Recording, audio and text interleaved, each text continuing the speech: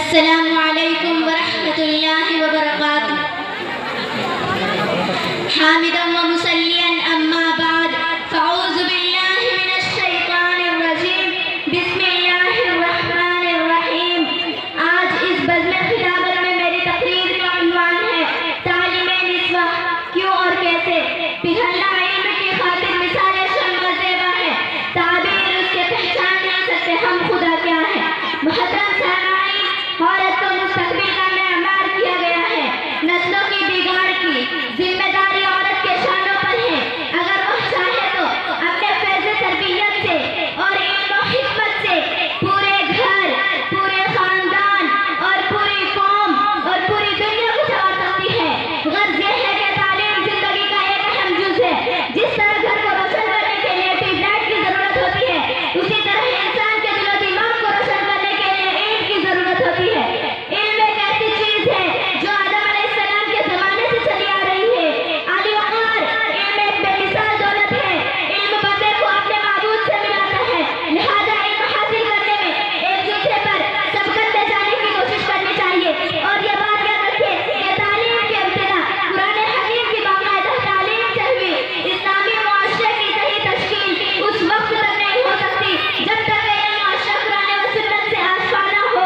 Girls यह है कि ये तालीमात कुरानी उम्मत मुस्लिमा की तश्कील की बुनियाद है और इन तालीमात को असास यानी बुनियाद बनाकर तालीम हासिल करे और इंसानी हुदूद में रहकर बाक़ियत ज़िंदगी गुजार सके। मुअज़्ज़ज़ सामाईन, तालीम निस्वा की इफ़ादत व अहमियत और ज़रूरत से इनकार की गुंजाइश नहीं है, इसलिए कि एक तालीम याफ्ता औरत अपनी मालूमात और वाक़ियत की रोशनी में जिस सलीक़े और तवज्जो के साथ अपने बच्चों की तामीर सीरत का काम अंजाम दे सकती है, कोई नामानदा और जाहिल औरत अपनी जहालत और अदम वाक़ियत की वजह से वह काम नहीं अंजाम दे सकती। क्योंकि जब आलिम और जाहिल बराबर नहीं हो सकते तो नतीजा इल्म और जहल यकसा कैसे हो सकते हैं। ये औरत उस चीज़ का नाम है जो बेटियों का मुक़त्ताइन बनती है, बहन बनकर भाई के सर पे वक़ार का बास बनती है, बीवी बनकर बेहतरीन रफ़ीक़े हयात और माँ बनकर औलाद के लिए अव्वलीन तरबियतगाह बनती है।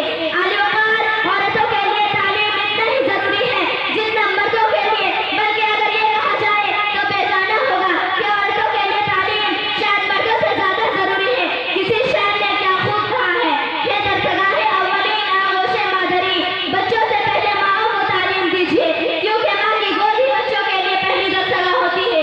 अगर इसकी पहली दरसगाह का नक्शा अच्छा ना हो तो बाप की दरसगाह माँ उस पर ज़्यादा असर नहीं डाल सकते, क्योंकि यही बच्चे मुस्तक़बिल का मेअमार बनेंगे। इनके कांधों पर कौम की जिम्मेदारियाँ होंगी। इसलिए माँ का काम है